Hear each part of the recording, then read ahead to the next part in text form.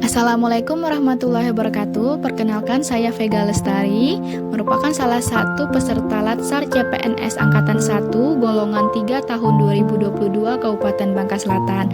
Di sini saya menjabat sebagai calon analis budidaya perikanan pada bidang perikanan Dinas Pertanian Pangan dan Perikanan Kabupaten Bangka Selatan. Sebelum saya menceritakan pengalaman saya terkait pelaksanaan kegiatan budidaya maggot di salah satu kelompok pembudidaya ikan yang ada di Kecamatan Toboli, tepatnya di Pokdakan Berkah, Desa Rias, Toboli, Kabupaten Bangka Selatan. Di sini saya akan terlebih dahulu menceritakan apa sih yang melatar belakangi pentingnya kita melakukan kegiatan budidaya maggot.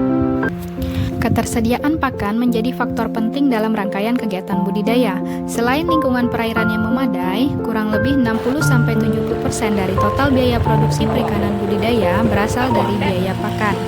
Tingginya porsi biaya pakan tentu menjadi perhatian dari banyak kalangan, baik pemerintah maupun para pembudidaya ikan. Hal ini menjadikan teknologi-teknologi terkait inovasi pakan ikan menjadi menarik untuk diaplikasikan di lapangan. Sebagai alternatif lain, sesungguhnya masih banyak nutrien yang tersimpan dalam bentuk limbah dan sampah organik yang belum dimanfaatkan secara maksimal. Biokonversi merupakan proses transformasi, merombak, dan menghancurkan nutrien yang tersimpan dalam sampah dan limbah organik untuk dijadikan protein jenis baru dengan melibatkan mikroorganisme dan larva serangga. Teknologi biokonversi ini telah diaplikasikan di Indonesia semenjak tahun 2004 dengan fokus kegiatan berupa pengolahan bungkil kelapa sawit menjadi maggot. Namun seiring dengan perkembangan waktu, bungkil kelapa tidak lagi diklasifikasikan sebagai limbah karena memiliki nilai ekonomis untuk beberapa tujuan, diantaranya sebagai bahan pakan ternak dan bahan bakar. Kegiatan biokonversi pun mulai melakukan eksplorasi berbagai jenis material dan sampah organik lainnya untuk dijadikan biomasa maggot. Alternatif yang diperoleh yakni kotoran ternak, limbah perikanan, limbah pertanian, termasuk sayuran dan buah yang rusak, limbah restoran, dan limbah industri pangan seperti bakso dan sosis. Pada habitat alaminya, ikan memanfaatkan serangga sebagai sumber makanannya. Hasil-hasil penelitian ini secara tidak langsung menegaskan bahwa secara alami ikan menyukai dan memakan serangga, termasuk salah satunya adalah maggot. Apa itu maggot? Maggot merupakan tahap larva dari serangga Hermetia eloquens atau lebih dikenal dengan istilah Black Soldier Fly atau BSF. Kelebihan penggunaan maggot sebagai pakan alternatif ikan diantaranya yaitu bisa mereduksi jumlah sampah organik, dapat hidup dalam rentang pH yang cukup luas, tidak berperan sebagai agen penyakit, kandungan proteinnya cukup tinggi 40 hingga 50%, proses produksinya tidak memerlukan teknologi tinggi sehingga sangat cocok diterapkan di daerah sentra perikanan untuk menekan biaya produksi.